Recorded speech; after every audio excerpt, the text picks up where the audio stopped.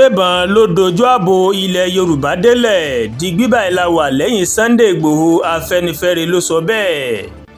Ẹgbẹ́ Afẹ́nifẹ́re ilẹ̀ Yorùbá ó ti ké sí àwọn tó ń dúnkokò mọ́ olóyè Sunday Adéyẹmọ ẹni tí ọ̀pọ̀ èèyàn mọ̀ sí Sunday Igboho lórí èròǹgbà rẹ̀ láti rí dájú pé àwọn agbébọn àtàwọn agbésùnmọ̀mí fi ilẹ̀ Yorùbá sílẹ̀ pátápátá. Àtẹ̀jáde kan tí agbẹnusọ ẹgbẹ́ Afẹ́nifẹ́re Jàre Àjàyí tó mọ̀ síta ní ọjọ́bọ̀ Thursday tí ń ṣe ọjọ́ 25 oṣù kẹfà ọdún 2026 ó mà sọ wípé Ìgbòho kò dúnkokò mọ́ ìran kankan bí kò ṣe àwọn èèyàn àti ẹgbẹ́ tí wọ́n ń da àlàáfíà ilẹ̀ Yorùbá láàmú. Ẹ ó rántí pé látàrí ìjínigbé àti ìpànìyàn tó máa ń wáyé ní agbègbè Ìgbòho, Ìgbẹ́tì àti Kìṣí ní Òkè Ògùn ní ìpínlẹ̀ Ọ̀yọ́, Sunday Igboho ṣe àbẹ̀wò sí ìlú rẹ̀ tó jẹ́ ìlú Ìgbòho tó sì fún àwọn agbébọn tó jí àwọn obìnrin kan àti ẹbí rẹ̀ gbé ní ìlú náà ní wákàtí méjì láti tú àwọn èèyàn tí wọ́n mà jí gbé sílẹ̀ tàbí kí wọ́n rí pípọ́n ojú òun. Ìgbòho mà tún bá àwọn olórí Fúlàní tó wà ní agbègbè náà sọ̀rọ̀ pé kí wọ́n bá àwọn èèyàn tó ń ṣiṣẹ́ láabi ní agbègbè náà sọ̀rọ̀ tó sì tún ṣe ìkìlọ̀ fún àwọn ọmọ Ìgbòho àti ọmọ Yorùbá kankan tó bá ń ṣe àtìlẹ́yìn fáwọn ajínigbé pé òun máa pa ẹni náà ni.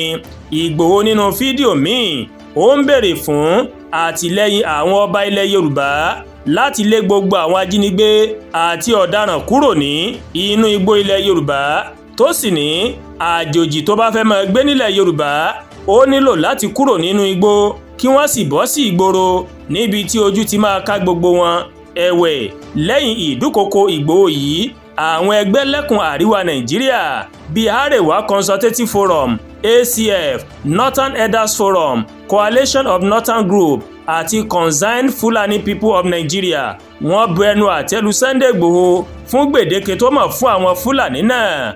Wọ́n fi ẹ̀sùn kan Sunday Igboho pé níṣe ni ó ń fi ojú àwọn péréte tó ń hu ìwà ìbàjẹ́ ń fi wo gbogbo ìran Fúlàní tó sì ń pe gbogbo wọn ní ọ̀daràn.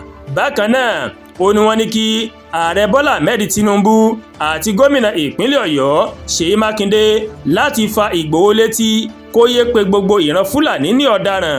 Àmọ́ ẹgbẹ́ Afẹ́nifẹ́re ó ní kò sí nǹkan kan tó burú nínú nǹkan tí Ìgbòho máa ṣe láti dáàbò bo àwọn èèyàn ilẹ̀ Yorùbá. Wọ́n ní níwọ̀n ìgbà tí Ìgbòho kò ti ṣe ohun tó lòdì sí òfin pípe àwọn aláṣẹ láti fi ìyà jẹ tàbí kojú oró sí i, ó jẹ́ ojúnà láti tàbùkù ohun tó ń jà fún láti dáàbò bo ilẹ̀ Yorùbá. Afẹ́nifẹ́re ó tún wá wòye pé ó mà jẹ́ ọ̀kan lára àwọn ẹkùn tí àlàáfíà mà jọba níbẹ̀ jùlọ ní Nàìjíríà tẹ́lẹ̀tẹ́lẹ̀ tó sì fi àyè gba tolórí tẹlẹmù tó fi mọ́ àwọn èèyàn láti ilẹ̀ àríwá láti fi agbègbè yìí ṣe bùjókòó àti bí ìdókòwò.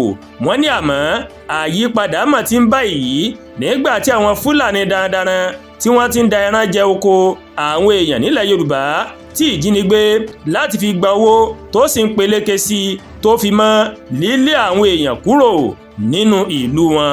Kí Ọlọ́run Elédùmarè kó bá wa dá ètò ààbò padà sórílẹ̀-èdè Nàìjíríà.